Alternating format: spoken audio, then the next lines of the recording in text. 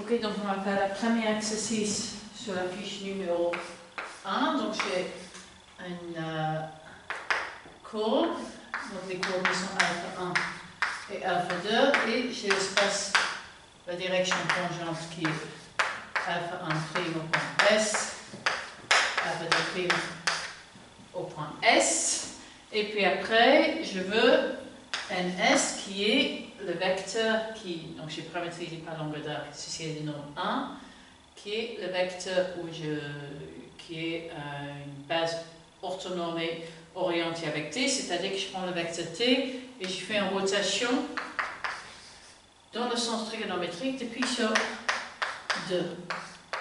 Ok, donc ici, le R pi sur 2, c'est la matrice de rotation d'ordre. Donc ça retourne moins que 2' de S,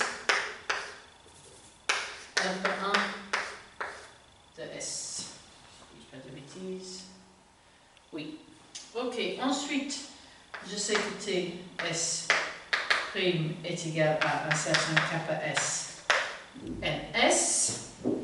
Donc TS, et donc je peux dire que TS' produit scalaire NS est égal à kappa S qui est égal à moins alpha 1 double prime alpha 2 plus alpha 2 prime, pardon, plus alpha 2 double prime alpha 1 prime. Ok, donc ensuite il est à justifier que NS prime et TS' sont tous de. Donc j'ai NS qui est une rotation de l'angle pi sur 2 de TS, je dérive NS', R est une matrice constante, donc il ne contribue pas à la dérivée TS', et donc NS est une rotation de TS', de l'angle pi sur 2, donc ils sont bien orthogonaux. Par ailleurs, ce TS', je connais, c'est R pi sur 2, je vais ça en avoir besoin dans la question d'après, multiplié par kappa de S, NS, qui est égal donc à moins kappa de S TS.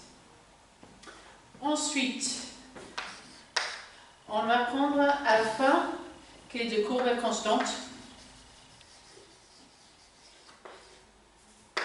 On va demander 1 sur R.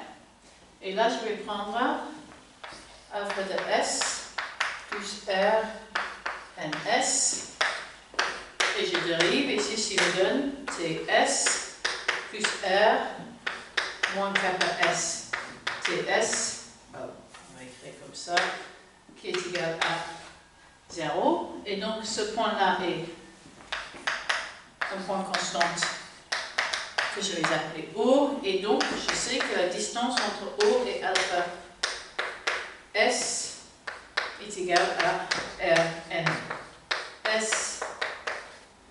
qui est égal à R. Donc, je suis à une distance constante égale à R d'un certain point, donc je suis dans un cercle. Ensuite, si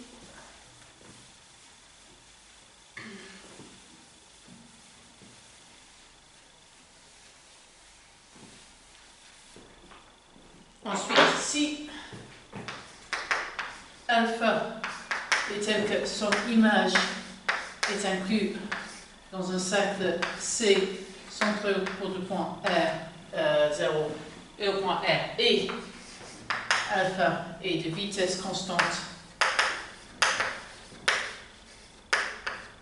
égale à 1, on sait que mon alpha S va être O plus R fois cos T sur R plus phi sinus T sur R plus phi, puisque c'est ça la paramétrisation d'une courbe qui parcourt un cercle centré sur le point 0 avec une vitesse constante. Okay? Et après, le calcul explicite montre que j'ai bien alpha kappa de S qui est constante égale à R.